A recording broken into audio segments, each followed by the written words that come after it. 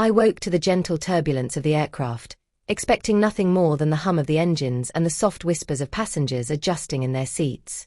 The subtle chime of the seatbelt sign and the flight attendant's hushed announcement about our descent into London did not stir me. What finally pulled me from the deepest sleep I had experienced in months was the subtle shift of a shoulder against mine and the faint scent of military cologne. My eyes fluttered open, confusion clouding my thoughts. I had intended to lean against the airplane window, but instead, my head had brushed against the broad shoulder of the man sitting next to me. A complete stranger, whose presence I barely remembered from the time I had boarded the red-eye flight in Miami 12 hours earlier. Panic surged through me as I straightened in my seat. His large, strong hands rested lightly on his lap, and his steel-grey eyes met mine with calm authority. "You shouldn't be asleep," he said quietly. "It's not safe." "Excuse me," I asked, my voice shaky.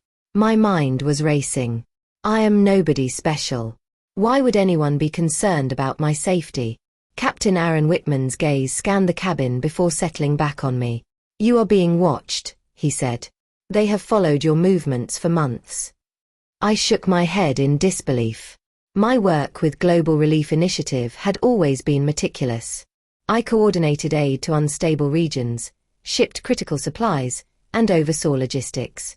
Nothing about me should have drawn attention. Yet this stranger's words planted a seed of fear. "They have compromised your shipments," he continued.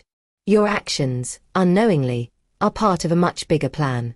As we landed and navigated the chaotic Heathrow Airport, I noticed subtle details I had missed before. The slight bulge under his jacket, his constant scanning of the crowd, the practiced way he guided me through side corridors. It was clear he and Sophie, his partner waiting at a small, quiet terminal office, moved with precision and training. "You are being targeted," Sophie said gently. "Genesis Dynamics is behind this. They are far more dangerous than you realize." I could feel my pulse quicken. I had no allies, no one who knew the full extent of my work, and now a shadowy corporation wanted to exploit it. The weight of the situation pressed down on me. The safe house was a nondescript apartment tucked between converted warehouses.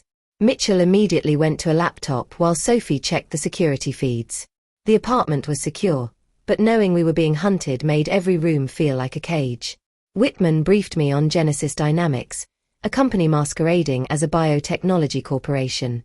Officially, they were researching innovative healthcare solutions, but in reality, they manipulated people like pawns, testing illegal technologies and silencing anyone who interfered. My own humanitarian efforts had unwittingly provided them with logistical cover.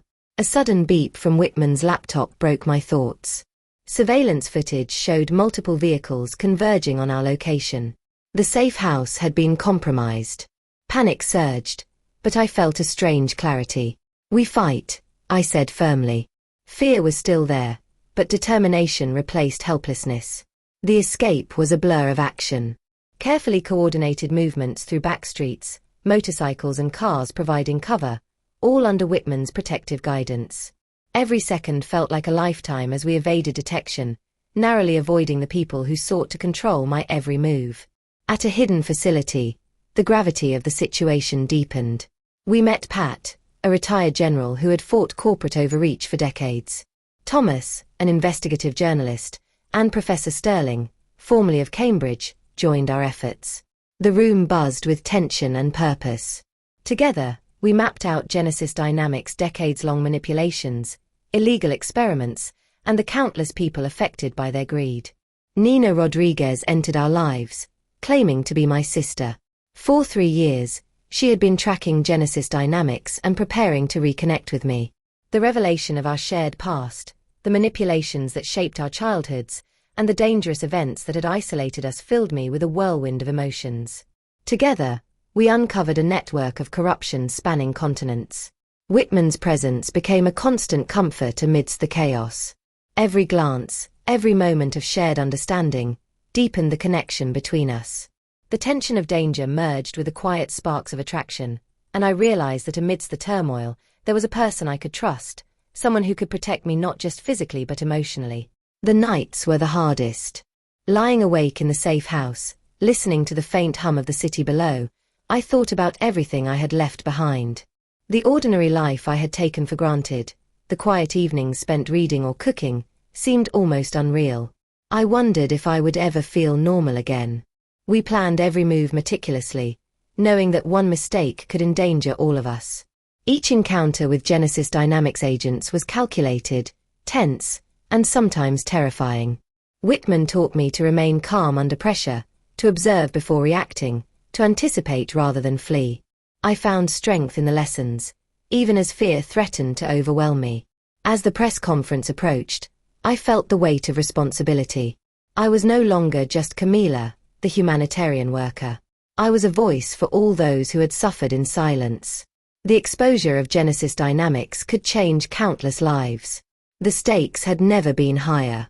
The day of the press conference, cameras clicked, reporters whispered, and officials leaned in for every word. I told my story, highlighting the human cost of corporate greed, the exploitation of unsuspecting people, and the courage it takes to stand against manipulation and oppression. I could see the impact in the eyes of those listening, the mixture of shock, horror, and admiration. Months later, Genesis Dynamics was dismantled. The allies I had met, Whitman, Sophie, Mitchell, Nina, Pat, Thomas, had become a second family. I had learned that courage and love can exist even in the midst of danger.